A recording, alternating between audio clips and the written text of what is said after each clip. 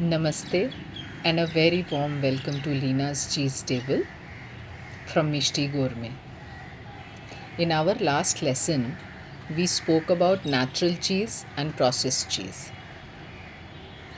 Let us try and answer another question which is very pertinent and a lot of people ask is why is one variety of cheese very mild, creamy, whereas other has a very sharp taste or very hard texture, so hard that you can grate it?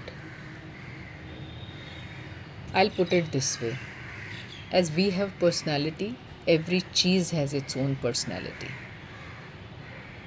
So let's today try and discover what creates this personality.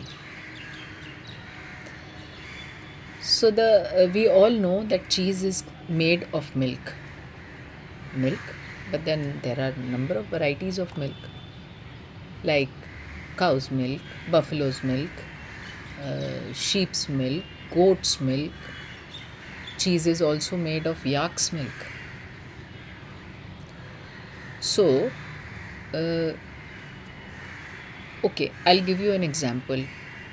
Generally, when we make tea out of buffalo's milk, it always tastes different than if we make it with cow's milk, isn't it? Same way, different milk gives different flavor, texture, and richness to cheese. And everything else is followed by milk. Something like moisture, water content. Some cheese retain a lot of moisture, a lot of water. So they become very creamy, very mild, very soft.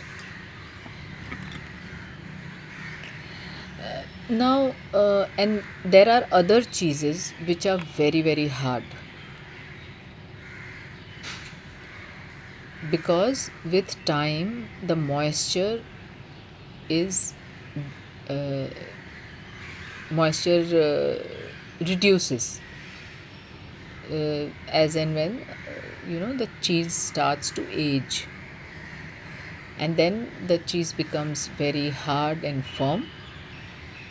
Example can be parmesan is very hard, brie is very soft, gouda is neither hard nor soft, semi hard, you can say. So less moisture makes the cheese firmer, more firm. Now comes aging.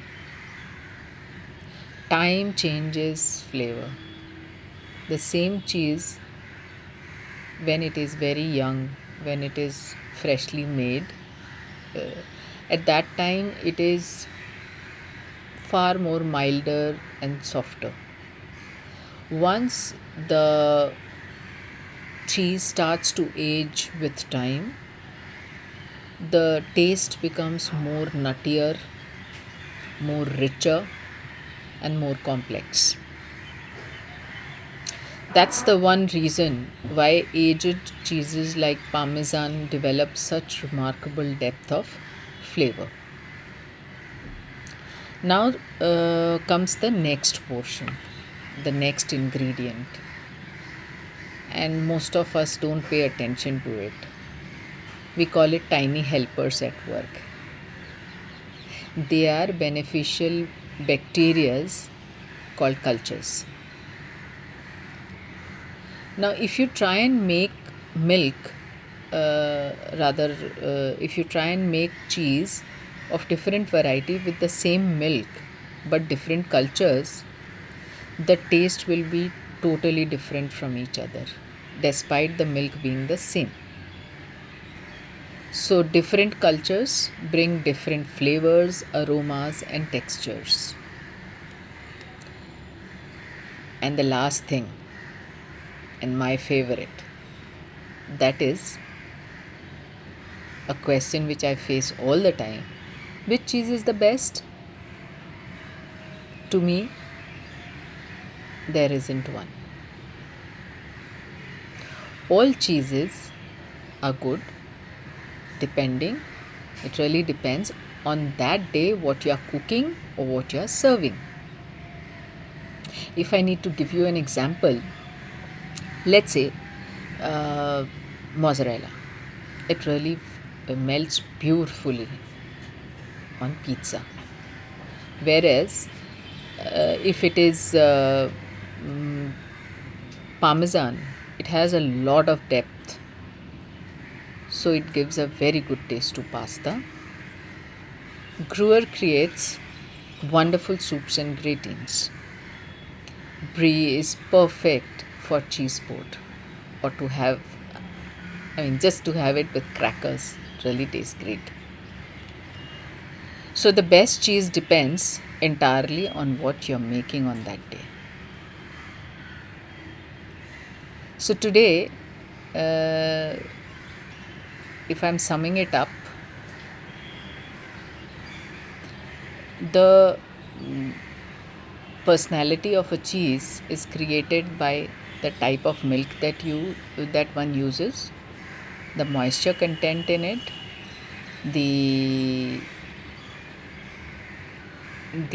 aging of the cheese, the purpose for which it is used, and the cultures that we use.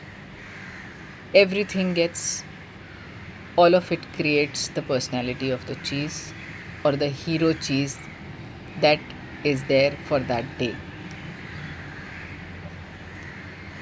When it comes to aging, I just forgot to tell you, I mean, I can give you a very good example.